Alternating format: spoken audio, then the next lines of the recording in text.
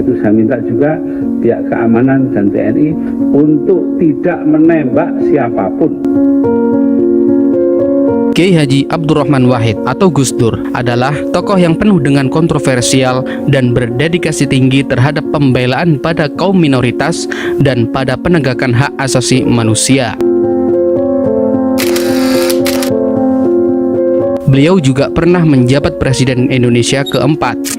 Namun, di akhir masa jabatannya menuai banyak kontroversi dan juga banyak musuh-musuh Gus Dur yang merajalela mau menjatuhkan Gus Dur.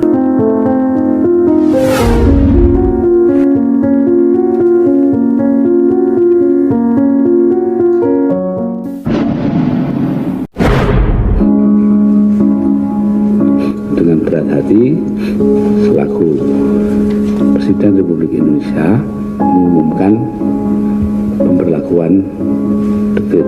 Lengsernya Gus Dur salah satunya dipicu dengan adanya dekret Presiden Abdurrahman Wahid atau Gus Dur yang dikeluarkan pada tanggal 23 Juli 2001, di mana dekret itu keluar atas dukungan dari ulama yang hadir di Istana Negara pada malam hari tanggal 22 Juli 2001.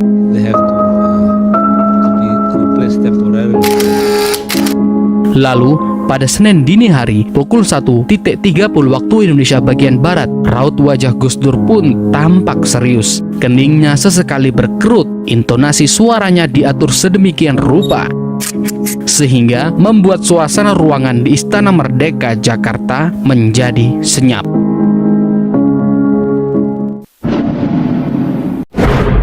We will use repressive forces if we are challenged. Dini hari itu, 22 Juli 2001, saat hari masih gelap, Gus Dur mengeluarkan dekret yang pada akhirnya justru membuat dirinya terguling dari kursi Presiden keempat Republik Indonesia. Ada 3 poin besar dalam dekret yang dikeluarkan Gus Dur. Pertama, membekukan DPR MPR.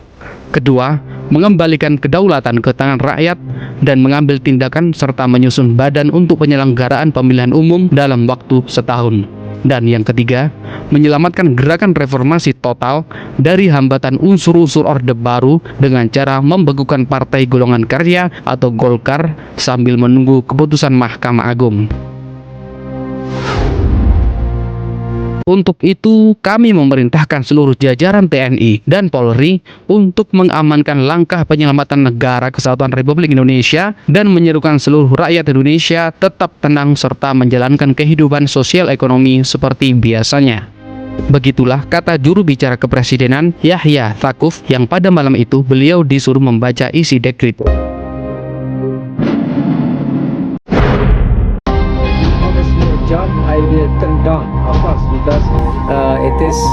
Pemberlakuan dekret pun langsung ditanggapi keras oleh lawan-lawan politik Gus Dur, termasuk Megawati Soekarno Putri yang saat itu menjabat sebagai wakil presiden juga tidak sependapat dengan langkah yang diambil cucu pendiri Ormas Islam terbesar NU yaitu Gus Dur. Di sisi lain, pimpinan parlemen pun langsung melakukan perlawanan dengan menggelar konferensi pers. Amin Rais yang saat itu menjabat sebagai ketua MPR mengajak seluruh masyarakat memboikot isi dekret.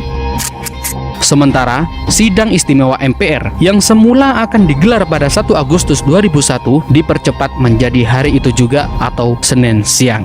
Sidang istimewa pun digelar untuk memakzulkan Gus Dur dari kursi presiden. Sidang istimewa juga dilakukan untuk mengangkat Megawati sebagai Presiden kelima Republik Indonesia, sekaligus memilih Hamzahas sebagai Wakil Presiden melalui voting.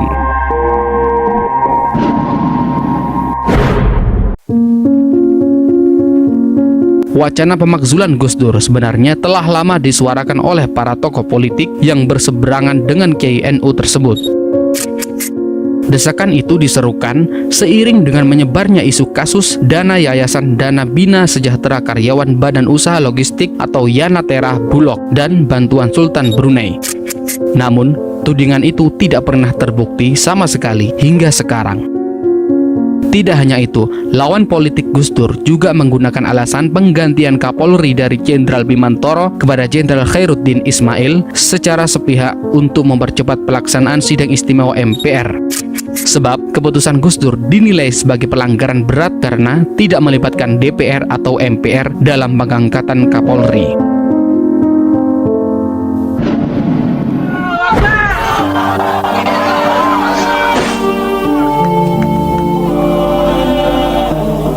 Pemakzulan Gus Dur yang dipimpin oleh Ketua MPR Amin Rais pun memantik kemarahan para santri NU dan simpatisan Gus Dur.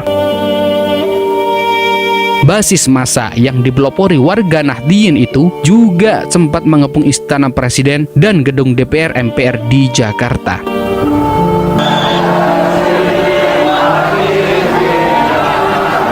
Sebagai warga Nahdliyin, saya harapkan mudah-mudahan Anda dengan tenang pulang ke rumah dan jangan berbuat kecerobohan. Semula Gus Dur bertekad tetap bertahan tinggal di istana dengan dalih memperjuangkan kebenaran. Namun sikapnya berubah setelah beliau mendengar kabar bahwa banyaknya massa santri dan simpatisan dari Jawa Timur yang akan datang ke Istana Jakarta untuk membelanya. Karena kabar tersebutlah Gus Dur dengan tegas meletakkan